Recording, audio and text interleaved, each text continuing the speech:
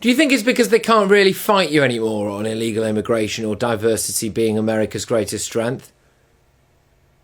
I think they know that this is a big weakness for them. The immigration issue has always put the liberals in a tough spot because they have openly, proudly declared that immigration is their path to a permanent electoral majority. If they just don't enforce the immigration laws, if they continue to increase legal immigration and then allow many more millions of illegal immigrants to come in every year, then statistically it's likely to give them a permanent electoral advantage.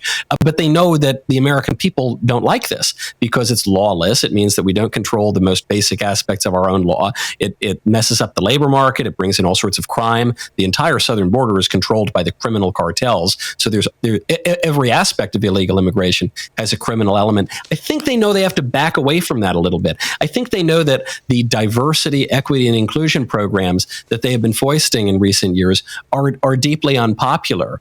And I think that their bet here is that if they appeal to the prurient interest, the sort of thing that titillates teenage boys, then they won't need to really make any more rational arguments. And then it will give them a much more fundamental political revolution because they'll be revolutionizing the family, which is the basic unit of society. Yeah, and therein it all breaks down. And if they break it down, they get total control. But there are tragic consequences to this ideology, certainly when it comes to illegal immigration. I'm reading here about the murder of Georgia College student Laken Riley last week, apparently.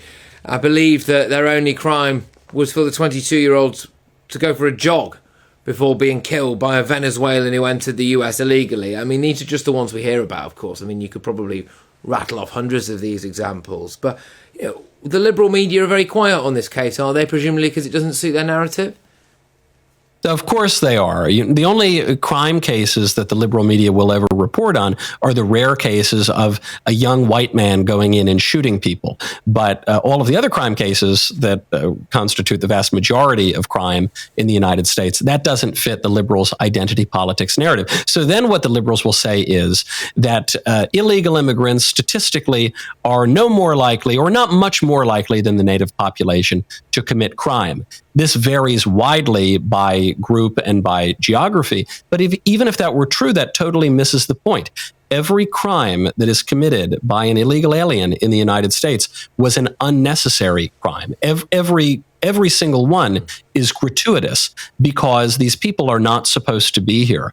And it is simply a fact that the President of the United States has invited these people here. We're talking about, in the span of 3 years, 6 million foreign nationals entering our country illegally. That is much higher than anything we saw under Trump, much higher than anything we saw under Obama. And even Trump and Obama's numbers were much higher than what we had seen previously. This problem has gotten a lot worse. Even as President Trump tried to stop it, the bureaucracy forced that border to remain open. So much so that when the state of Texas builds its own fences to keep the illegal invasion out, the federal government, the Biden administration, will send federal agents in to remove that fence, to allow the invasion to go on unmolested. And so it is in no way hyperbole to say that the Biden administration and its allies have blood on their hands for the crimes committed by the illegal aliens that they've invited in.